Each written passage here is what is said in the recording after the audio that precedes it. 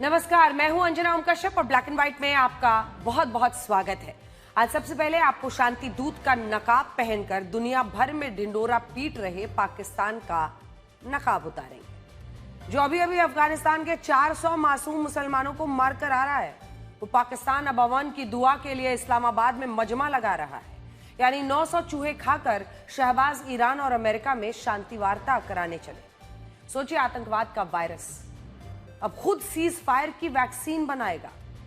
हालांकि इसके आसार तो कम ही हैं। आतंकवाद के अड्डे पर सीज फायर का शांति पाठ हो पाए, क्योंकि लेबनान में हिजबुल्लाह पर इजराइल के जोरदार हमले जारी हैं और इजराइल ने एकदम साफ कह दिया है कि हिजबुल्लाह से उसका कोई सीज फायर नहीं होगा, वो लेबनान में हमले और तेज करेगा। इजराइल ने यह भी कहा कि ईरान के साथ युद्ध खत्म नहीं हुआ है, बस एक छोटे से ब्रेक के बाद, और ये युद्ध किसी भी क्षण फिर से शुरू हो सकता है और इजराइल इसके लिए पूरी तरह तैयार है। दूसरी तरफ ईरान लेबनान पर इजराइल के हमलों से नाराज है और इसी नाराजगी की वजह से वो स्ट्रेट ऑफ हॉर्मुज से जहाजों को नहीं निकलने दे रहा और अमेरिका के राष्ट्रपति ट्रंप ने इसे ईरान की घटिया हरकत बताया है।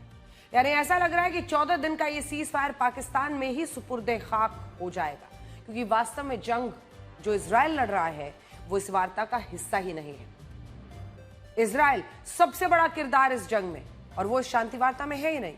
अमेरिका और ईरान बात करें। आखिर जो अमेरिका इजराइल के कहने पर इस जंग में कूदा, वो इजराइल की गारंटी कैसे लेगा कि वो फिर से हमले नहीं करेगा, वो लेबनान पर हमले रोक देगा? इजराइल को लेबनान में हमले करने से क्या वाकई वो रोक पा रहा है? दूसरी तरफ नाराज ईरान कैसे इस वार्ता का हिस्सा बनेगा, जबकि ईरान और अमेरिका की एक भी ऐसी शर्त नहीं है जिस पर दोनों सहमत होते हुए नजर आ रहे हैं। ना हॉर्मुज पर सहमत है, ना न्यूक्लियर एनर्जी पर सहमत है। अगर मान भी लिया जाए कि पाकिस्तान में ये अमन की बैठक शुरू हो गई, तो सोचिए पाकिस्तान में क्या नजारा होगा जब एक तरफ शांति वार्ता का स्वांग रचा जाएगा और दूसरी तरफ लश्कर तैयबा, जैश ए मोहम्मद, हिजबुल मुजाहिदीन के आतंकवादी अपने ठिकानों में बैठकर किस तरह हंस रहे होंगे। और यही नहीं, इन्हीं आतंकी संगठनों से अमेरिकी मेहमानों को बचाना भी है। इसीलिए लगभग लॉकडाउन लगाने की स्थिति में पाकिस्तान आ गया है। लेकिन इस वक्त की बड़ी खबर इजराइल से आ रही है, जो आपको बता दें। जब ईरान ये कह रहा है कि अगर लेबनान में युद्ध जारी रहा तो वो इस्लामाबाद में होने वाली शांति वार्ता से पीछे हट जाएगा, तब इजराइल ने कहा है कि वो लेबनान में अपनी सैन्य कार्रवाई को नहीं रोकेगा और ईरान में भी उसके लिए युद्ध खत्म नहीं हुआ है। इजरायली सेना के chief of staff major general Eyal Zamir ने साफ कहा है कि इजराइल और हिजबुल्लाह के बीच कोई सीज फायर मुमकिन नहीं है। इजराइल की सेना अभी भी लेबनान को अपना मुख्य मोर्चा मानती है और वहां लगातार लड़ाई को जारी रखा जाएगा। समझ रहे हैं इसका मतलब? उन्होंने ये भी कहा है कि ईरान के साथ युद्ध सिर्फ रुका है, लेकिन इसे खत्म ना समझा जाए। और ये बहुत बड़ी बात है। जब दुनिया ये समझ रही है कि ये युद्ध अब रुक जाएगा, तब इजराइल की सेना के प्रमुख कह रहे हैं कि इजराइल किसी भी पल ईरान पर फिर से हमला कर सकता है और यह हमला पहले से भी कहीं अधिक और शक्तिशाली होगा, इससे कहीं ज्यादा भयानक, भयंकर होगा। सुनिए, इसका मतलब समझ रहे हैं आप आईडीएफ के चीफ को सुन रहे थे, इजरायली डिफेंस फोर्स के चीफ को, जिनका यह साफ कहना है कि किसी भी वक्त ईरान पर भी हमले कर सकते हैं और वो पहले से भी ज्यादा खतरनाक हमले होंगे। ये युद्ध रुकने के संकेत हैं। अरे पाकिस्तान को बिचौलिया बनाइएगा युद्ध रुकवाने के लिए, आतंकी अड्डे पर शांति पाठ कराने की कोशिश कीजिएगा, तो यही हाल होगा। उधर स्ट्रेट ऑफ हॉर्मुज से भी अच्छी खबर नहीं आ रही है। राष्ट्रपति ट्रंप की नाराजगी के बाद भी ईरान ने समुद्री मार्ग को अभी खोला नहीं है, बल्कि अब तो देखिए, रॉयटर्स के मुताबिक आज भी कई जहाजों को ईरान ने स्ट्रेट ऑफ हॉर्मुज से गुजरने की इजाजत ही नहीं दी। और हमारे पास तस्वीरें आई हैं जिनमें साफ दिख रहा है कि स्ट्रेट ऑफ हॉर्मुज में जहाजों का आना जाना लगभग बंद है। सैटेलाइट डेटा से पता चला है कि आज भी यहां से, जानते हैं, कच्चे तेल ले जाने वाले जहाज नहीं गुजर पा रहे। यह भी तब हो रहा है जब अमेरिकी राष्ट्रपति डोनाल्ड ट्रंप ने सोशल मीडिया पर नाराजगी जताते हुए कहा कि ईरान घटिया काम कर रहा है। उनके बीच इस तरह का समझौता नहीं हुआ था जैसा कि ईरान दिखा रहा है।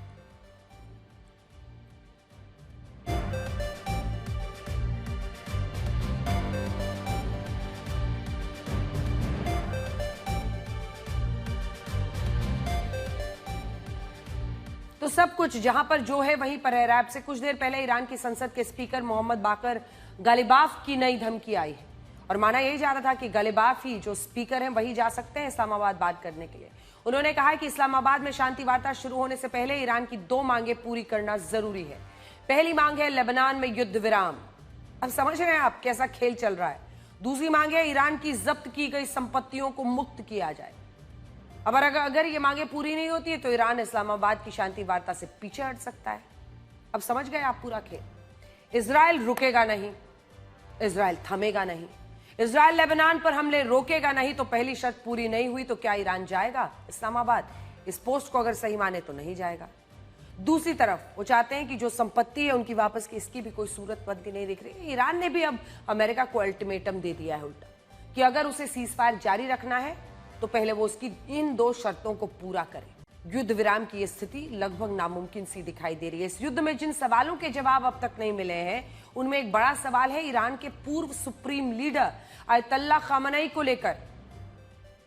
सवाल यही है कि अगर 28 फरवरी को अयतुल्ला अली खामेनी की मौत हो गई थी तो उनके शव को आज तक किसी ने क्यों नहीं देखा? आज जो हमको आपको बताने जा रहे हैं वो आपको भी हैरान कर देगा। उनका जनाजा नहीं निकला तो क्यों? उन्हें सुपुर्दे खाक नहीं किया गया तो क्यों? और अब तक उनकी मौत एक रहस्य जैसी नजर आती है तो क्यों? 28 फरवरी के जिस हमले में अयतुल्ला खामेनी की मौत का दावा किया गया था, उस हमले में ईरान के और भी कई नेता और भी कई कमांडर्स मारे गए थे। पूरी लिस्ट आपने देखी होगी। इन सब का जनाजा निकाला गया था। एक एक करके हम आपको दिखाएंगे।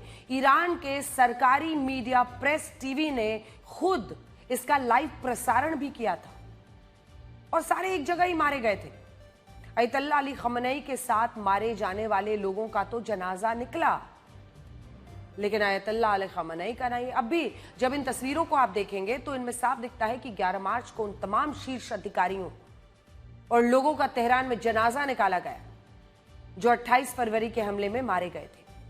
और इसी से यह सवाल खड़ा होता है कि जब अयतुल्ला खामेनी के साथ मारे गए ईरान के बाकी शीर्ष अधिकारियों का जनाजा निकाला गया, उन्हें सुपुर्दे खाक किया गया, तो अयतुल्ला अली खामेनी का शव किसी ने क्यों नहीं देखा?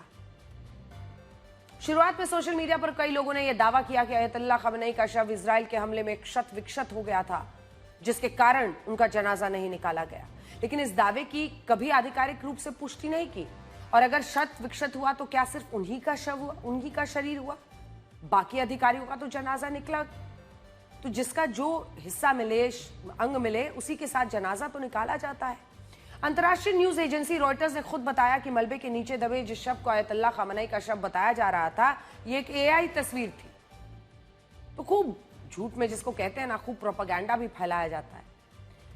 उल्टा ईरान के मीडिया ने तो यह बताया कि 28 फरवरी को हमले वाले दिन major general Sayyed Abdul Rahim Mousavi, chief of staff Mohammad Pakpour और इस्लामिक रेवोल्यूशनरी गार्ड कॉर्प्स के शीर्ष commander Ali Shamkhani Ayatollah Khamenei के साथ ही मारे गए थे, उसी जगह पर।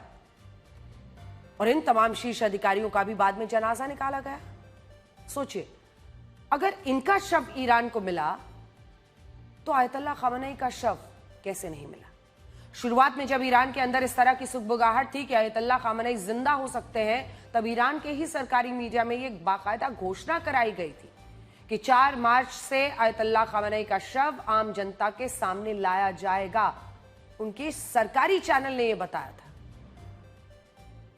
उस वक्त Islamic Republic of Iran broadcasting यानी IRIB ने यह बताया था कि अयतुल्ला खामेनी का शव तेहरान के ग्रैंड मसाला प्रेयर कॉम्प्लेक्स में रखा जाएगा और यह शोक सभा पूरे दिन तक चलेगी।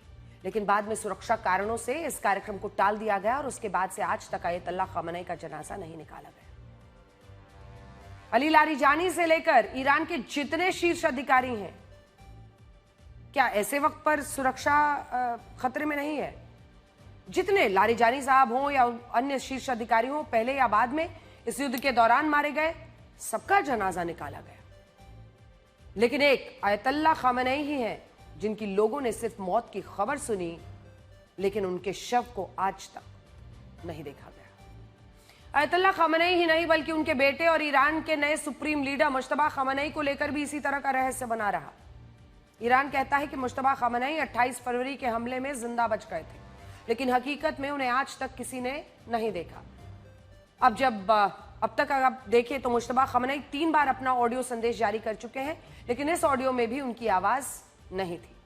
सवाल यही उठता है कि अगर मुश्तबा खामनेई जिंदा है तो उनकी आवाज भी आज तक किसी ने क्यों नहीं सुनी, और अगर आयतुल्लाह खामनेई की मौत हो चुकी है, बाकी शीर्ष अधिकारियों की तरह उनका जनाजा क्यों नहीं निकाला गया? क्या इसके पीछे कोई ऐसा राज, ऐसा रहस्य, ऐसी कहानी हो सकती है जिसके बारे में अभी दुनिया सोच ही नहीं रही है? ये बात हम इसलिए भी कह रहे हैं क्योंकि आयतुल्लाह खामनेई की मौत के 40 दिन पूरे होने पर पूरा ईरान शोक में डूबा है। तेहरान से लेकर बुशर और तबरीज जैसे शहरों तक लाखों की संख्या में लोग सड़कों पर उतरे। राष्ट्रपति मसूद पेजेश्कियान समेत ईरान के तमाम बड़े नेताओं और कमांडर्स ने इस अरबईन समारोह में शिरकत कर आयतुल्लाह खामनेई को याद भी किया। अरबईन का अर्थ 40 दिन होता है, 40वीं जो मनाई जाती है। इस्लामी संस्कृति में शोक की पारंपरिक अवधि 40 दिन होती है, इसलिए 40 दिन पूरे होने पर पूरे ईरान में शोक मनाया गया।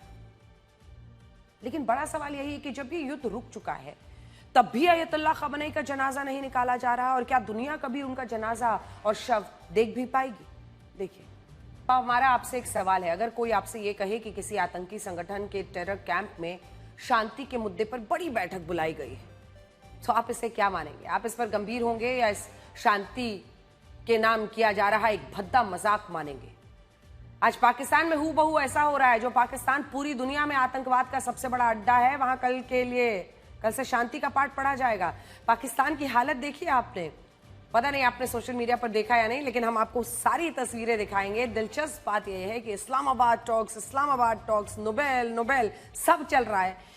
जब अमेरिकी मेहमान आ रहे हैं तो लॉकडाउन की स्थिति लगा दी है वहां पर पाकिस्तान ने। क्यों? क्योंकि लश्कर, जैश, तमाम आतंकी संगठन है, तमाम वहां पर ऐसे लोग हैं जो इस वक्त बड़े नाराज हैं अमेरिका से।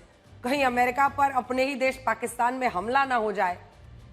सोचिए कैसी किरकिरी होगी। कल सुबह इस्लामाबाद में अमेरिका और ईरान के प्रतिनिधिमंडल के बीच पहली बार सीधी बातचीत होगी। हालांकि अभी ये साफ नहीं है कि इन दोनों देशों के प्रतिनिधि एक ही कमरे में बैठकर बातचीत करेंगे या उन्हें अलग अलग कमरों में बिठाया जाएगा। पाकिस्तान यहाँ पे बात करेगा, फिर वहां जाएगा, कुछ जोड़ के बताएगा, कुछ घटा के बताएगा, फिर वहां से आके यहाँ बताएगा।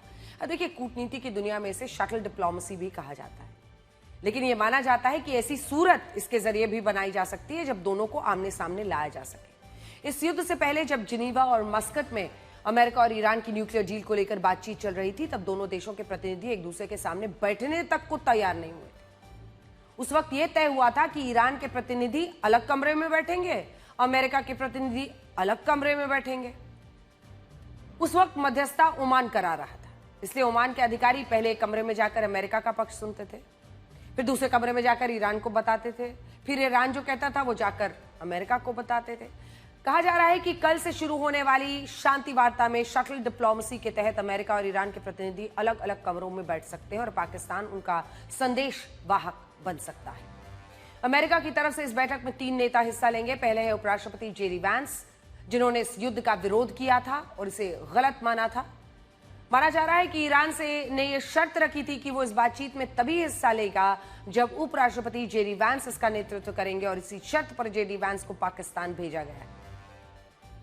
दूसरे है राष्ट्रपति ट्रंप। ये भी दिखाता है राष्ट्रपति ट्रंप के दामाद जैरेड कुशनर। लेकिन उनके बारे में बताने से पहले आपको बताएं कि जो ईरान चाहता था कि जेडी वैंस को भेजिए बातचीत के लिए, उस पर अमेरिका को सहमत होना पड़ा। तो ये साफ दिखाता है कि युद्ध विराम आज अमेरिका की मजबूरी बन चुकी है। दूसरे व्यक्ति जो वहां पर मौजूद रहेंगे वो हैं डोनाल्ड ट्रंप के दामाद और उनके विशेष दूत जैरेड कुशनर, जो खुद यहूदी हैं, और ये माना जाता है इजराइल के प्रधानमंत्री बेंजामिन नेतन्याहू को अंकल नेतन्याहू भी कहते हैं, और माना जाता है कि भाई वो प्रो इजराइल है, तो इजराइल लेबनान को लेकर जो भी कह रहा है उस पर वो जल्दी समर्पण नहीं करेंगे। ये बात हम इसलिए भी बता रहे हैं क्योंकि जैरेड कुशनर पर ईरान बिल्कुल भरोसा नहीं करता है। ईरान कहता है जैरेड कुशनर इजराइल के प्रति ज्यादा वफादार है, राष्ट्रपति ट्रंप ने उन्हें मिडिल ईस्ट में अपना दूत बनाकर गलती की। और तीसरे है स्टीव विटकॉफ, वो भी यहूदी हैं, और पिछली वार्ता में जैरेड कुशनर और स्टीव विटकॉफ, जो कि मिडिल ईस्ट में आप समझ लीजिए पीस ऑनवॉय उन्हें कहा जाता है ट्रंप का, ईरान से बातचीत कर रहे थे, और इसीलिए इस बार भी उन्हें उपराष्ट्रपति जेडी वैंस के साथ पाकिस्तान भेजा गया है। दूसरी तरफ ईरान की तरफ से इस बात में दो नेता हिस्सा ले सकते हैं। इनमें पहले है ईरान के विदेश मंत्री अब्बास अराक्ची और दूसरे हैं ईरान की संसद के स्पीकर मोहम्मद बाकर गालिबाफ। हालांकि ईरान ने अभी अपने प्रतिनिधिमंडल को लेकर आधिकारिक रूप से कोई जानकारी नहीं दी है। उल्टा ईरान की फार्स न्यूज एजेंसी का दावा है कि अगर लेबनान में इजराइल ने अपने हमलों को रोका नहीं तो ईरान शांति वार्ता के लिए अपने प्रतिनिधिमंडल को ही पाकिस्तान नहीं भेजेगा। सोचिए, शुरू में ही फॉल्स स्टार्ट हो जाना। हालांकि अभी हो सकता है सूरत बन जाए और ईरान से वहां पर बातचीत के लिए लोग पहुंचे, लेकिन अगर नहीं पहुंचेंगे तो बड़ी किरकिरी होगी क्योंकि जेडी वैंस पाकिस्तान पहुंच जाएंगे। उधर अमेरिका भी बातचीत से पहले खूब धमकियां दे रहा है। उपराष्ट्रपति जेडी वैंस ने पाकिस्तान के लिए रवाना होने से पहले जानते हैं क्या कहा?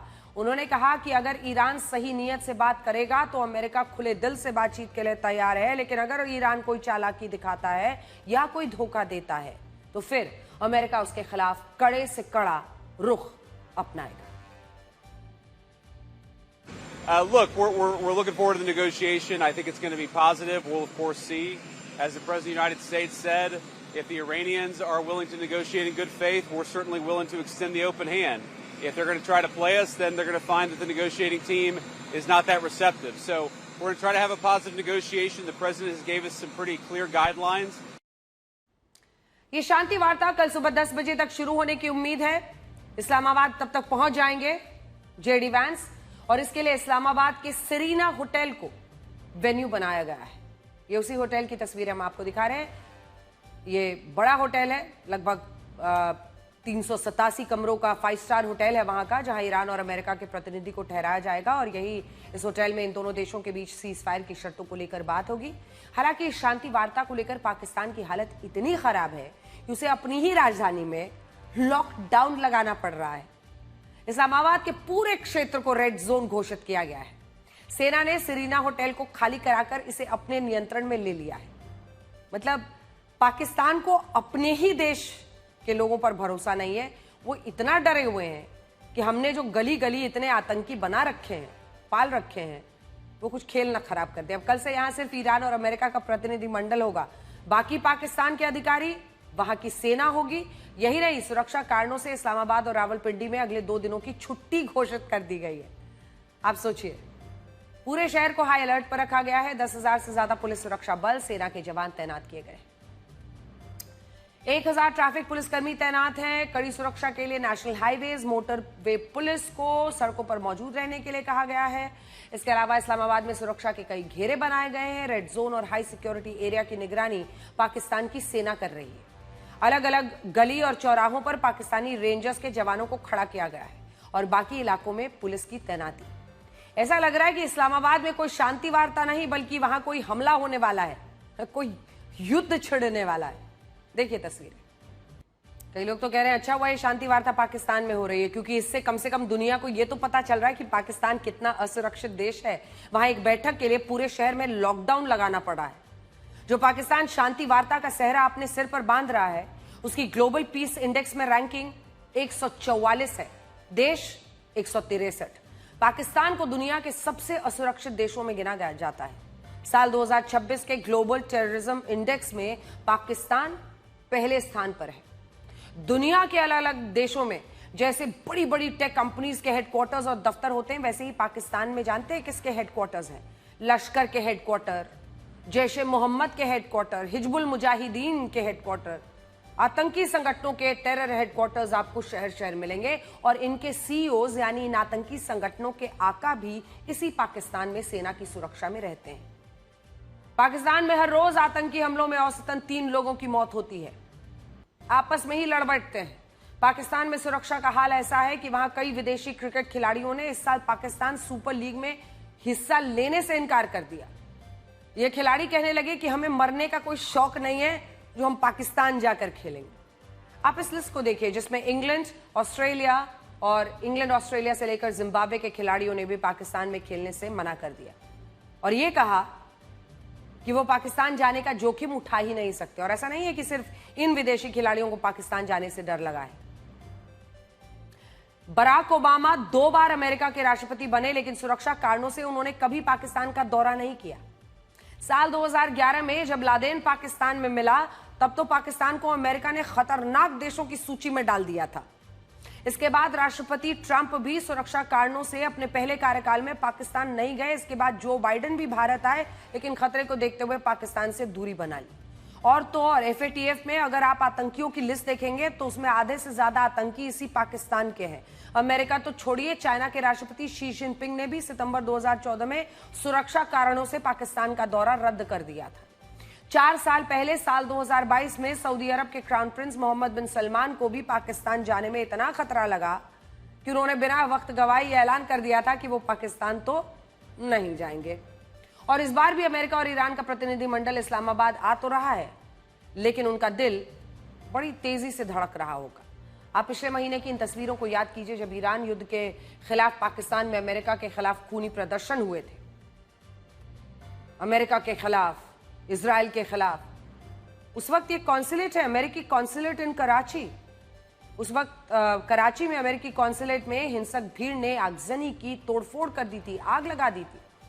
और पाकिस्तानी पुलिस की फायरिंग में 24 प्रदर्शनकारियों की ऐसे ही आगजनी के बाद मौत हो गई। सोचिए, कुछ दिनों पहले तक पाकिस्तान में अमेरिका के खिलाफ ऐसा गुस्सा था और अब इसी पाकिस्तान में अमेरिका का प्रतिनिधिमंडल बातचीत के लिए आ रहा है। हालांकि ये शांति वार्ता हो तो रही है, लेकिन मैं आपको बड़ी स्क्रीन पर दिखाना चाहती हूं कि अमेरिका और ईरान के बीच भरोसे की कितनी कमी है। आइए आपको दिखाते हैं, क्योंकि इससे आपको समझ में आएगा कि दोनों के बीच में भरोसे की क्या स्थिति है। तो ये शांति वार्ता पाकिस्तान में होने वाली है। पाकिस्तान में ईरान के राजदूत का नाम है रेजा अमीरी मोहदम। ये पाकिस्तान में ईरान के राजदूत हैं। हो सकता है कि कल वो इस शांति वार्ता में भी मौजूद रहे, लेकिन क्या आपको पता है कि पाकिस्तान में ईरान के राजदूत को आज भी अमेरिका के FBI लिस्ट में मोस्ट वांटेड लिस्ट में शामिल किया गया है। उन्हें FBI एजेंट की मौत के लिए जिम्मेदार बताया है और अब उन्हीं के साथ अमेरिका कल ये शांति वार्ता पाकिस्तान में करने वाला है।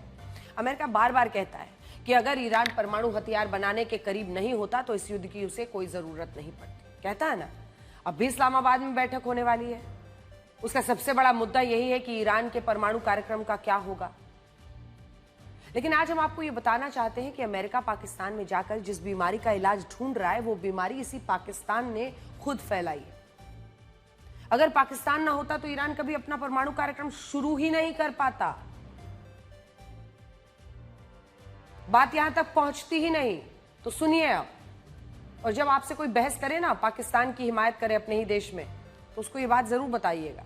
अल जजीरा के मुताबिक 10 मार्च 2005 को पाकिस्तान की तत्कालीन सरकार ने पहली बार यह माना था कि ईरान को उसके परमाणु कार्यक्रम के लिए पाकिस्तान ने ही तकनीक और ब्लूप्रिंट बेचे थे।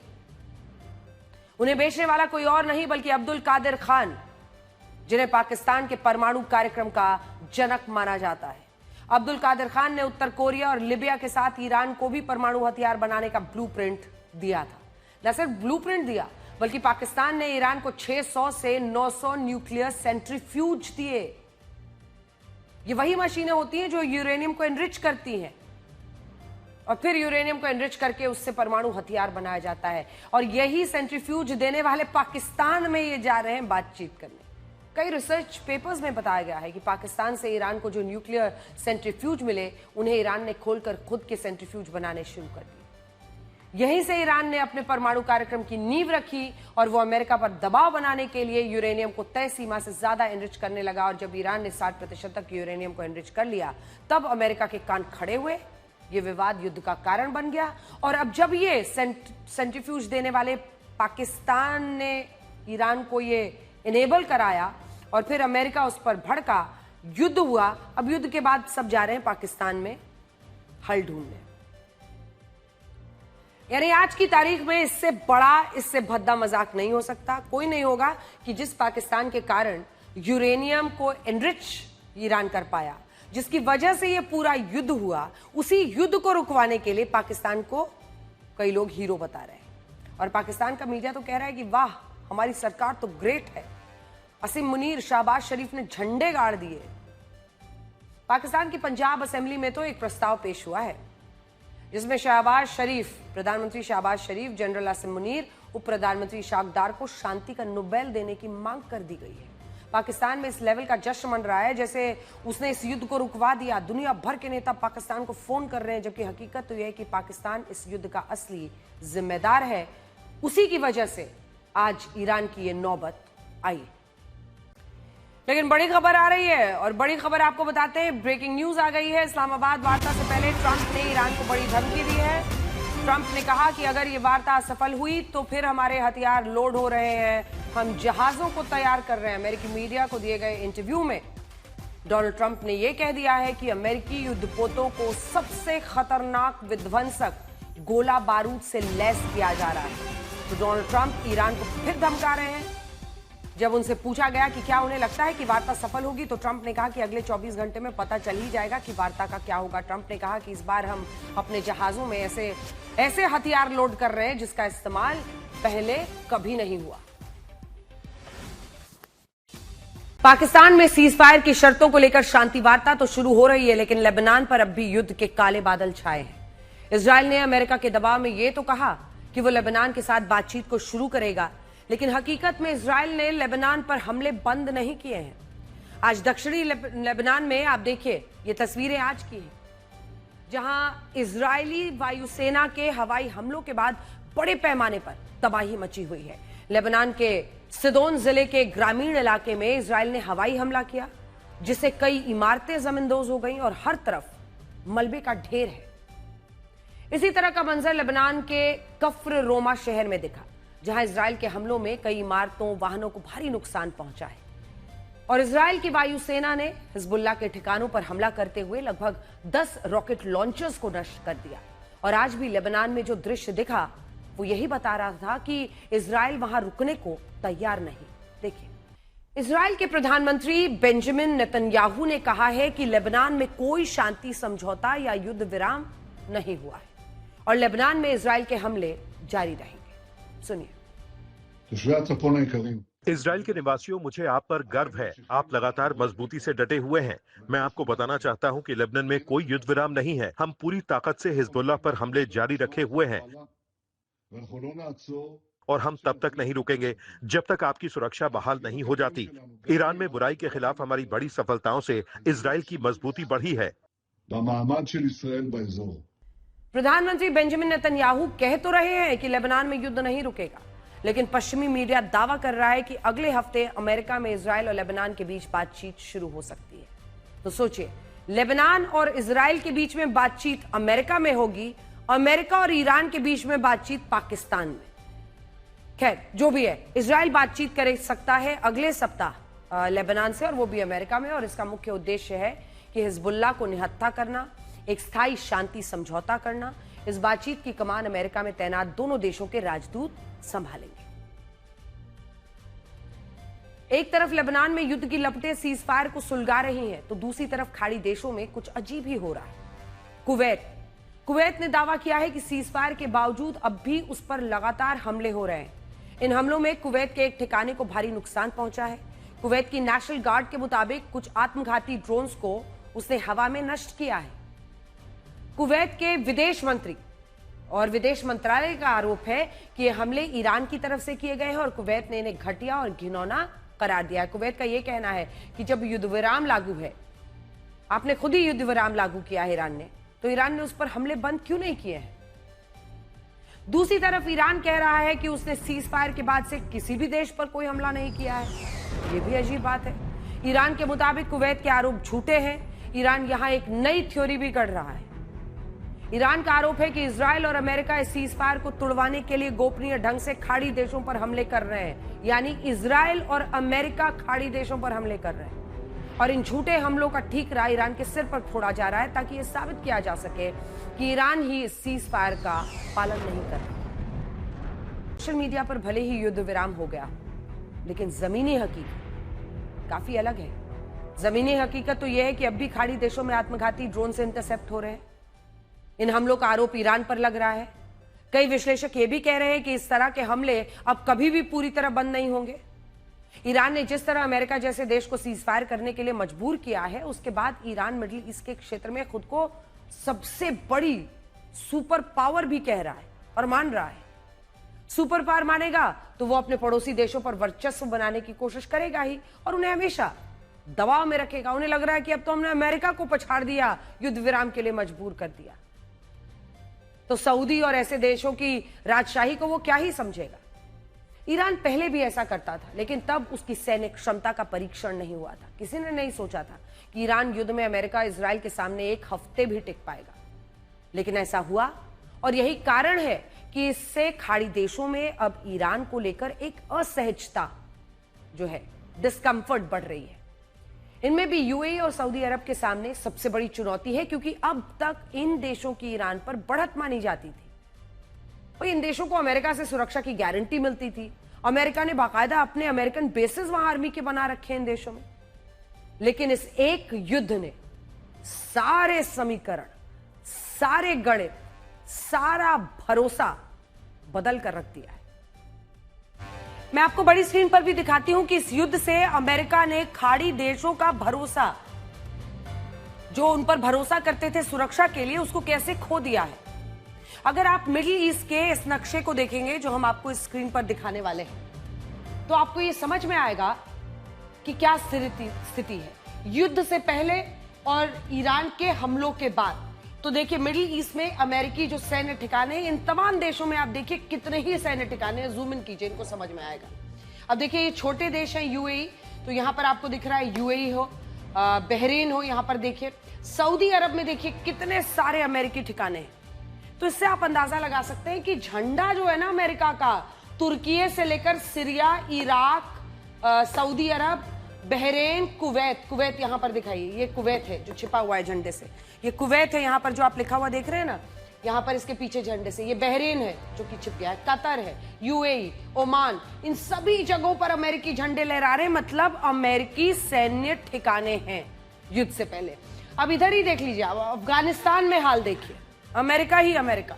पाकिस्तान में देखिए अमेरिकी ठिकाने कितने हैं, जिससे आप अंदाजा लगा सकते हैं तुर्कमेनिस्तान हो या फिर तजाकिस्तान हो, किर्गिस्तान हो, सभी जगहों पर अमेरिकी हमले ये हैं, बेसेस हैं। और क्या है, अमेरिकी बेस के होने का मतलब है कि हम आपको सिक्योरिटी भी देंगे, अगर आप खतरे में पड़ेंगे तो हम आपको सिक्योरिटी भी देंगे।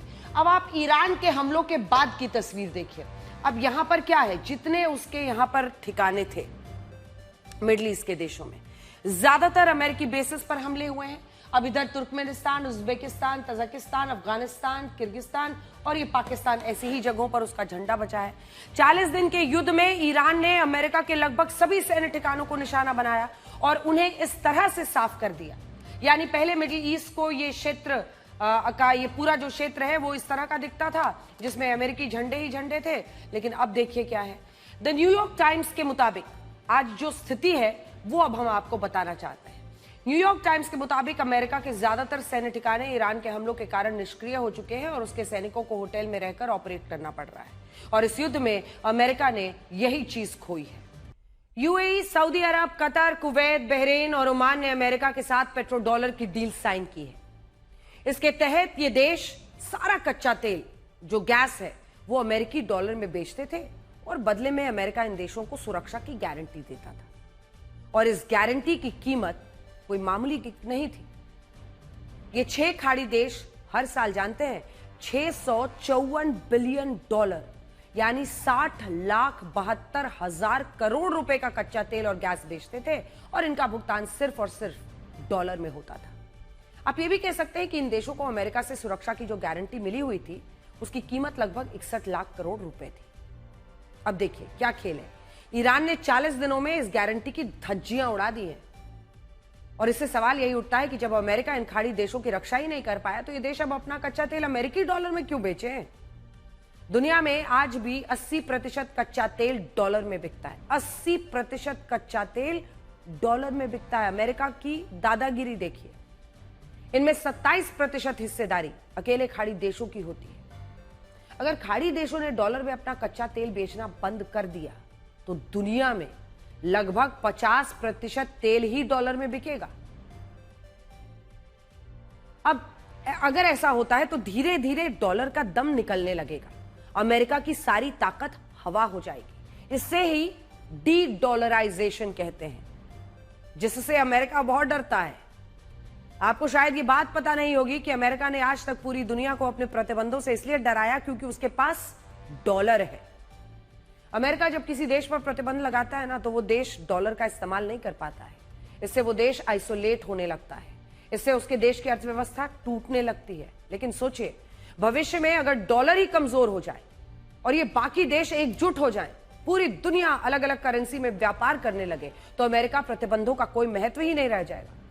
और जो ये बार बार सैंक्शंस की धमकी वो देते हैं, टैरिफ की धमकी देते हैं, ये बेमानी हो जाएंगे। ये बात अमेरिका भी अब मान चुका है।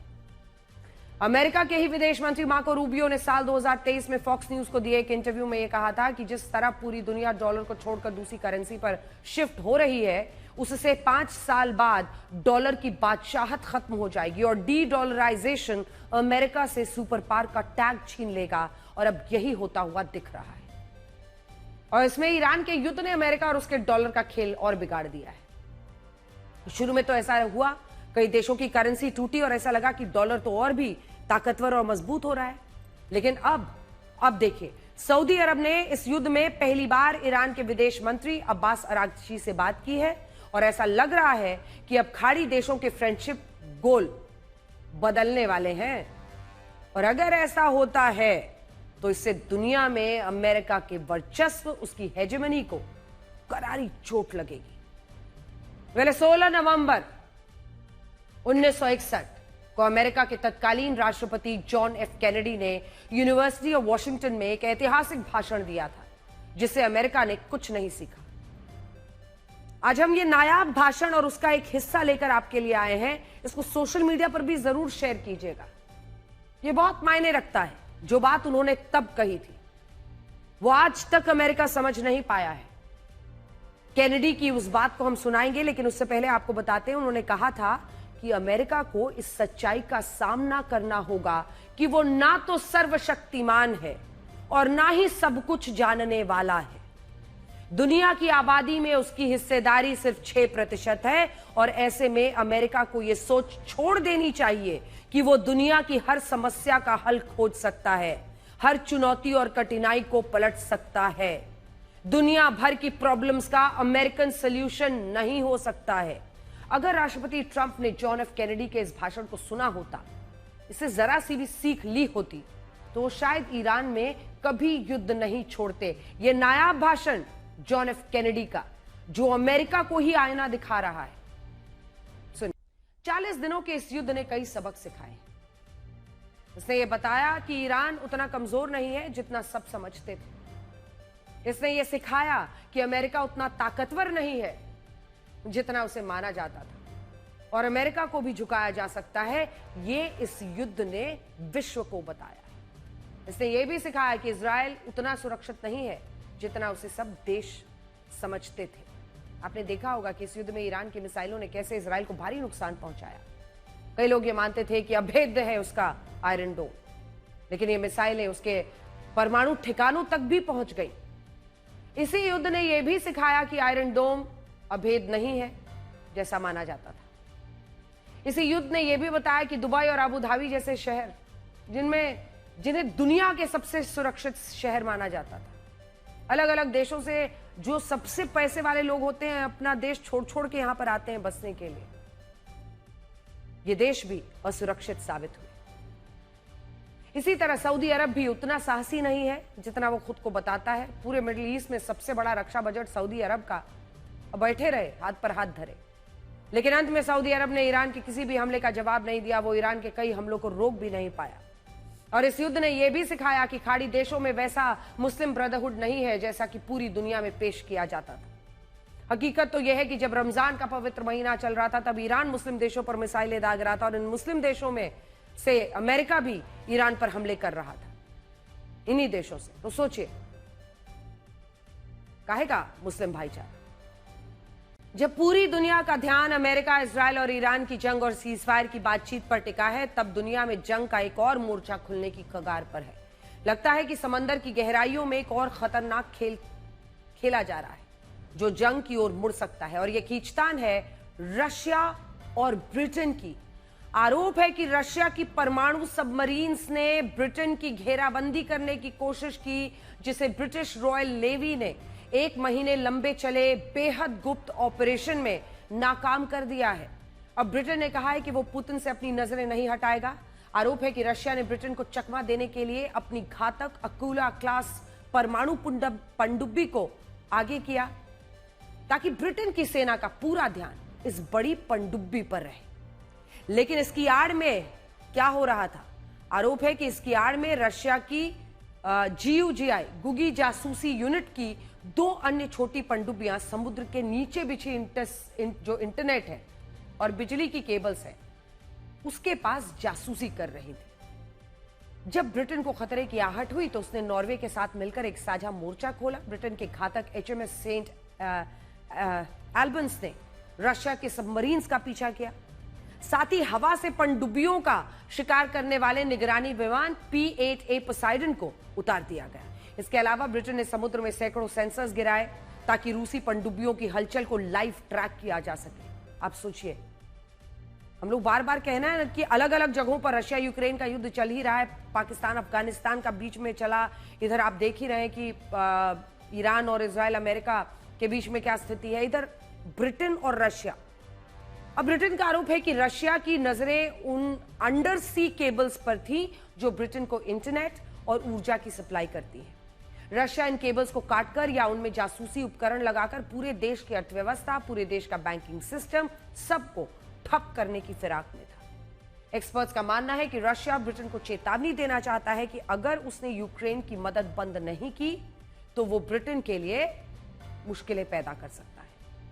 फिलहाल ये खतरा टला नहीं है। आने वाले दिनों में ये लुका छिपी आमने सामने वाली एक झड़प में भी बदल सकती है। हालांकि ब्रिटेन में रशिया के दूतावास ने ब्रिटेन के आरोपों को खारिज कर दिया है।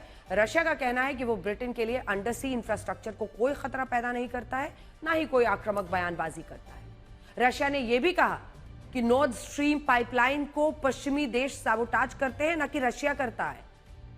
इस बीच रशिया ने एक और आरोप लगाया है कि जर्मनी 30 दिन में परमाणु हथियार बना सकता है।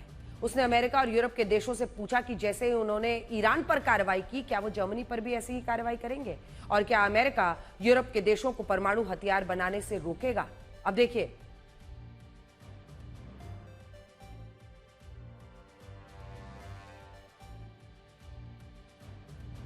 इजराइल जंग और सीज फायर की अनिश्चितता का असर सिर्फ स्ट्रेट ऑफ हॉर्मूज तक सीमित नहीं है, बल्कि इसने मध्यम वर्ग की जो रसोई है उसके साथ हर दिन कमाने खाने वालों की रोजी रोटी पर बड़े स्तर पर असर डाला है। इस समस्या का सबसे गहरा, सबसे कड़वा असर अब सड़क किनारे लगने वाली रेडियो, छोटे छोटे जो चाय स्टॉल्स हैं ना, उन पर दिखने लगा है। इनमें बड़ी संख्या में लोग ऐसे हैं जो घरेलू गैस सिलेंडर का इस्तेमाल ही अपनी छोटी दुकान या फिर चाय की टपरी पर करते रहे हैं।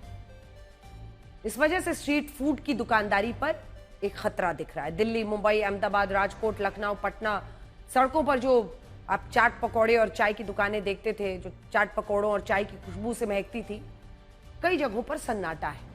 हमारी रिपोर्ट के मुताबिक कई शहरों में बहुत सारे जो स्ट्रीट फूड बिजनेस है ना, उनमें लगभग आधे ठप हो गए, बुरी तरह संघर्ष कर रहे हैं। ऐसे कई छोटे दुकानदार हैं जो हफ्ते में कुछ ही दिन अपनी दुकान लगा पा रहे हैं। इनमें से कई ऐसे भी हैं जिन्होंने पहले नियम तोड़े, जिन्होंने ब्लैक में सिलेंडर लिए थे, अब उनके लिए सबसे ज्यादा मुश्किलें आ रही है सिलेंडर लेने में। ऐसे छोटे दुकानदार जो रोज कमाते हैं, रोज खाते हैं, उनके लिए बड़ी समस्या है, क्योंकि ये घरेलू गैस सिलेंडर पर ही आश्रित थे। सप्लाई प्रभावित होने की वजह से ये लोग चाय, नाश्ते के दाम बढ़ाने पर मजबूर हैं, जिससे ग्राहकों की संख्या में भी गिरावट आई है। कई शहरों में मजदूर अपने गांव की ओर लौटने लगे हैं, क्योंकि ऐसे सभी लोगों के पास गैस कनेक्शंस नहीं है। शहर में खाना बनाकर खाना महंगा हो रहा है, मुश्किल। इस संकट के बीच एक महत्वपूर्ण पहलू कमर्शियल गैस कनेक्शन का है। अक्सर देखा जाता है कि छोटे चाय वाले, खोमचे वाले घरेलू सिलेंडर का उपयोग चोरी छिपे करते हैं, लेकिन मौजूदा संकट ने यह साफ कर दिया है कि सुरक्षा और निरंतरता, कमर्शियल कनेक्शन ही उसके लिए एकमात्र सही रास्ता है।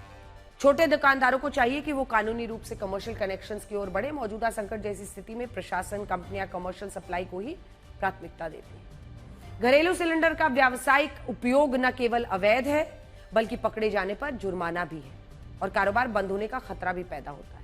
फिलहाल आज चाय की टपरी चलाने वाला या पटरी पर चाट बेचने वाला हर कोई इस जंग की समाप्ति की बस उम्मीद कर रहा है कि सद्बुद्धि आए डोनाल्ड ट्रंप को, बेंजामिन नेतन्याहू को, मुश्तबा खामनई को। उनकी मांग सिर्फ इतनी है कि गैस की कालाबाजारी रुके, कमर्शियल गैस की आपूर्ति हो, ताकि इन छोटे आर्थिक इंजनों का पहिया फिर से तेजी से घूमे। लोग खुद की जिंदगी से ज्यादा दूसरों के स्टेटस चेक करने में व्यस्त हैं।